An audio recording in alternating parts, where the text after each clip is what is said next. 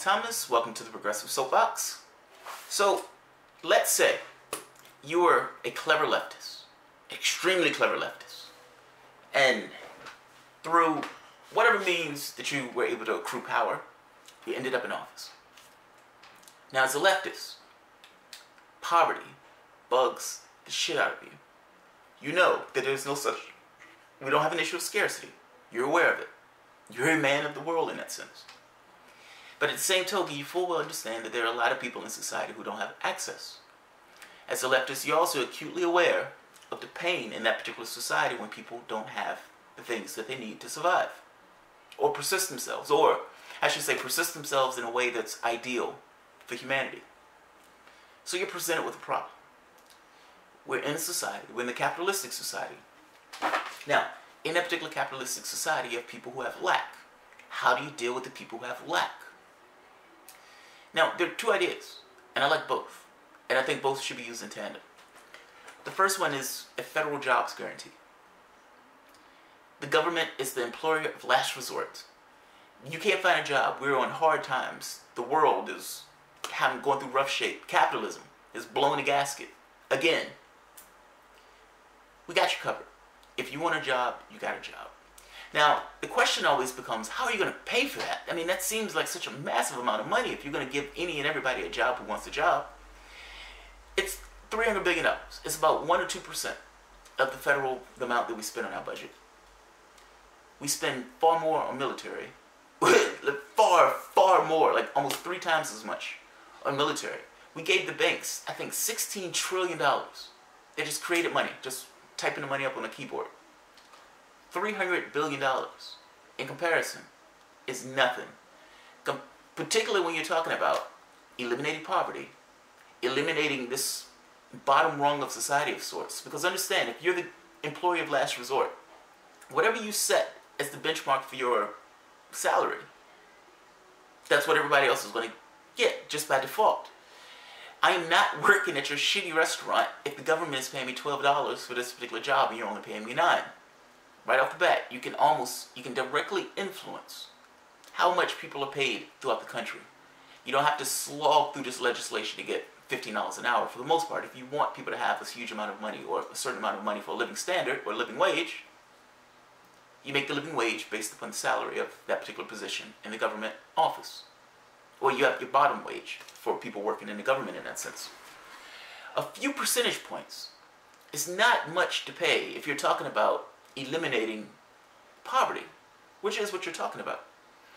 Now, in addition, and this is another point, even though you may be paying $300 billion, you're getting rid of food stamps, or you're going to decrease the amount that you're paying on food stamps tremendously. You're going to decrease the amount you're paying in the sense of mental health, welfare, one service after the next, because ultimately those people are going to have the capacity to get work.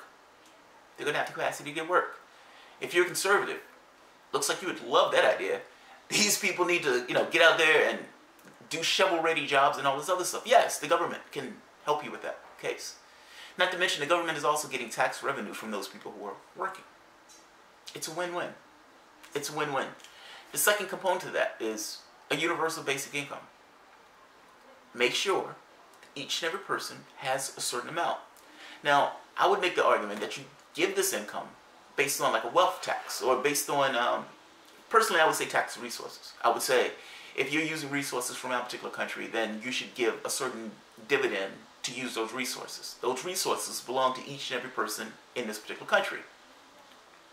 Where did you get off just stealing them in a way and privatizing them and using it purely for your own ends? Each and every person in the United States should be compensated for it. Now, Sarah Palin did this in Alaska with oil. Sarah Palin had like an 80% approval rating. I know she looked crazy after she came with the campaign with McCain. But if you remember, when she first started her campaign, she was a rock star in Alaska. Why do you think she was a rock star in Alaska? She was giving those people dividends based upon the resources of that particular state. I'm saying you should do that across the entire country. You should have a dividends check. You should put a tax on Wall Street speculation. You should and you should increase tax. There should be a maximum wage. But at the very least, the The federal jobs guarantee allows any and everybody who wants a job to have a job. Even if the economy turns sour, those people have employment. You've eliminated poverty in your society, particularly when you're combining it with universal basic income. Now, the beauty of this is, if you're using a universal basic income and you're taxing certain incomes, not just certain incomes, if you're also taxing speculation, which is atrocious, and resources, then for the most part, the federal government is not taking a hit for that. Ultimately, that money is coming from stuff that those people should have been getting anyway, or kickback from things that the people should have been getting money off of anyway. There's another keen point to this. You have to confront this idea of automation. You have to confront it. Because whether you confront it, it is going to confront you. You're at the point, right now, literally, where they have cars that can go from point A to point B without a driver. What does that mean for Uber? What does it mean for Lyft? What does it mean for bus drivers? What does it mean for all of these positions that require people to drive from point A to point B? Those people are going to be out of jobs. So you already have an economy in stress, and to that you're going to add more unemployment to it. Alright, let's keep going. 7-Eleven, convenience stores. You walk in, it automatically deducts the amount from your credit card when you walk out, depending upon what you picked up. Again, you've eliminated the need for cashier. You eliminated the need for the people to man that particular store. It's one industry after the next. Those things are getting automated or getting exported, meaning the amount of jobs that you have in this country would never match the demand that you need for jobs. You have two options. You can tax the wealth or tax the plutocrats heavily and give that money back to the society itself so that society has enough money to keep the economy going. And look, that's not necessarily a bad idea. I mean, ultimately, these plutocrats got rich off of exploiting the population, exploiting the resources of the population, exploiting the population for labor, and then, for the most part, exporting the costs. Meaning, yes, you're going to get oil. Yes, you're going to produce that particular product or do whatever you need to do for industry. No, your oil costs, or the cost that you've involved with extracting that product, doesn't take into account climate change or environmental damage or environmental degradation. Doesn't take into account at all. You export that particular cost while privatizing the profits. I'm saying that if you're going to deal with the situation of poverty, well, you have to deal with the situation of wealth inequality. You can do that by, again, creating a maximum wage. But you can also do that by federal job guarantee. You can do it by federal job guarantee. I like both of them together, personally.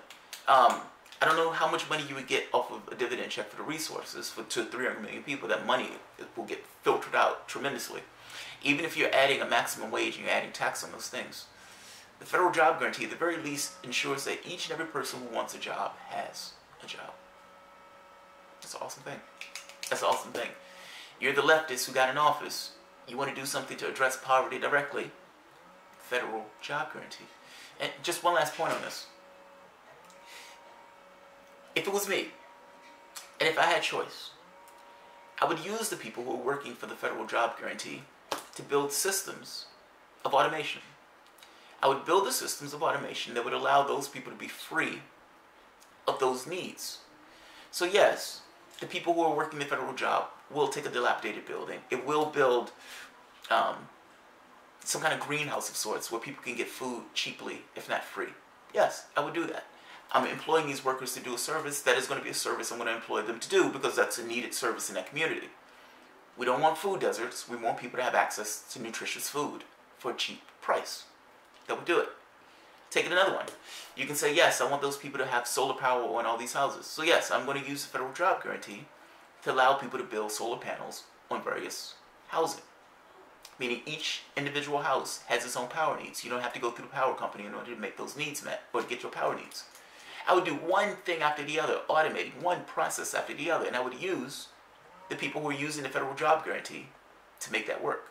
I would square that circle. I would get rid of poverty and at the exact same time use those workers to get rid of needs for others in society, meaning those people can be free of, I don't have to pay this power bill, I don't have to pay this water bill, I don't have to pay this food bill. Yeah, that's what I would use it for. So, I like both ideas. I was researching this today on I was listening to documentaries on it, listening to speakers giving lectures on it. And as they were breaking down the price differential, like how much would it cost to actually do that? In comparison to the cost of having a society that's in desperate poverty, it's minuscule. Compared to the amount that we gave the banks, it's minuscule. Compared to the amount we spend on military, it is minuscule. It is minuscule. You can decimate poverty right off the bat for the cost of maybe a third of what you're paying to murder people abroad. That's an amazing thing. It's an amazing thing. Personally, I love the idea. So, alright guys, if you enjoyed the content, feel free to share, like, subscribe, and you can always support the work through Patreon.